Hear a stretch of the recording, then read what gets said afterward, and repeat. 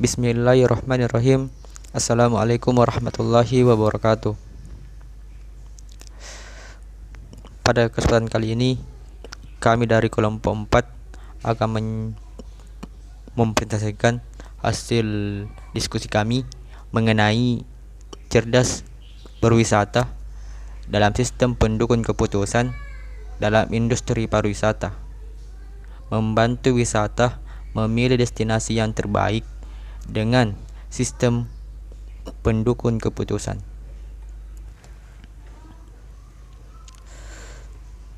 Yang pertama itu pengenal studi kasus, yang dimana industri pariwisata menghadapi tantangan dalam menentukan sebuah destinasi yang terbaik bagi wisatawan berdasarkan referensi mereka yang dia dapat dalam kondisi cuaca atau serta tingkat keramaian. Adapun beberapa yang terdampak, yang pertama, kesulitan wisatawan dalam memiliki destinasi yang sesuai. Yang kedua, yaitu ketidakseimbangan dalam distribusi wisatawan ke berbagai beberapa lokasi. Yang ketiga, ketidakoptimal dalam merencanakan sebuah perjalanan. Selanjutnya, pendekatan metodologi sistem pengambilan keputusan yang digunakan, yaitu jenis metode kuantitatif dengan pendekatan multi kriteria decision making atau MCDM, seperti analytical hierarchy process atau AHP, atau technique for order of preference by similarity to ideal solution atau TOPSIS, di mana pendekatan kuantitatif ini digunakan untuk memberikan rekomendasi berbasis data dengan mempertimbangkan berbagai kriteria penting seperti harga tiket, rating pengguna, kondisi cuaca, dan pendapatan wisatawan. Metode AHP membantu dalam menentukan bobot masing-masing kriteria berdasarkan tingkat kepentingannya, sedangkan TOPSIS digunakan untuk melakukan pemeringkatan destinasi wisata berdasarkan kedekatan dengan solusi ideal. Dengan pendekatan ini, sistem dapat memberikan rekomendasi yang lebih objektif dan sesuai dengan kebutuhan wisatawan.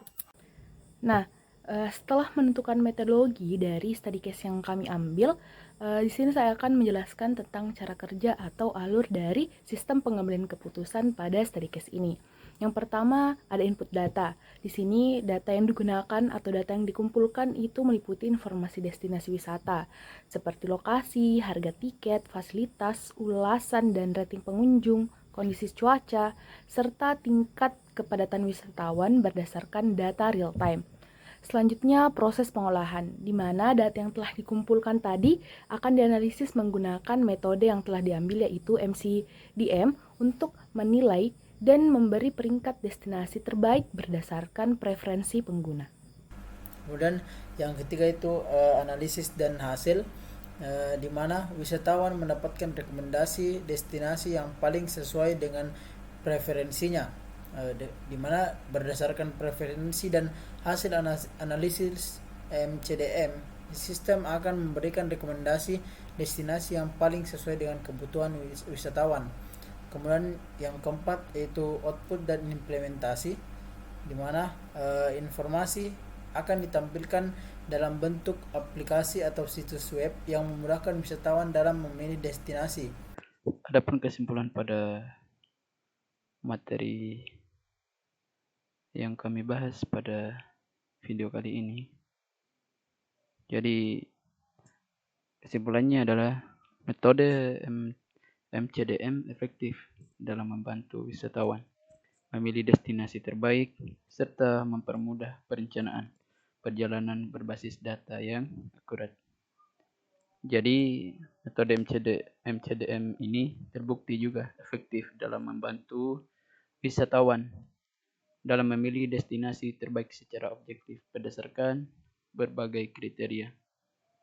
Dan juga dengan sistem pendukung keputusan ini, perencanaan perjalanan menjadi lebih mudah dan efisien karena para wisatawan dapat memperoleh rekomendasi yang sesuai dengan preferensi mereka. Dan juga sistem ini juga dapat membantu pengelola pariwisata dalam mendistribusikan wisatawan secara lebih merata, dan juga dapat mengurangi kepadatan di lokasi tertentu, dan juga dapat meningkatkan jumlah kunjungan ke destinasi yang kurang populer.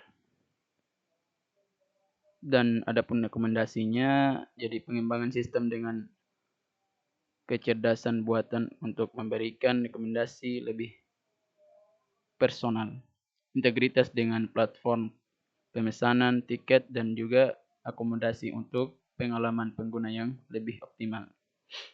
Jadi pengembangan sistem lebih lanjut ini dengan integrasi kecerdasan buatan ataupun AI, dan fungsinya untuk memberikan rekomendasi yang lebih personal dan dinamis lagi berdasarkan histori perjalanan pengguna, dan juga implementasi teknologi berbasis data real time agar sistem dapat menyesuaikan rekomendasi dengan perubahan kondisi cuaca, kepadatan wisatawan, dan juga event tertentu. Dan yang terakhir, integrasi dengan platform pemesanan tiket dan juga akomodasi untuk memberikan pengalaman pengguna yang lebih seamless dan komprehensif dalam merencanakan perjalanan. Jadi itu terkait kesimpulan dan rekomendasi pada materi yang kami bahas pada video kali ini. Mungkin sampai sini saja yang bisa kami jelaskan terkait materi pada video kali ini. Mohon maaf jika ada kekurangan ataupun kesalahan terkait penjelasan dari kami. Assalamualaikum warahmatullahi wabarakatuh.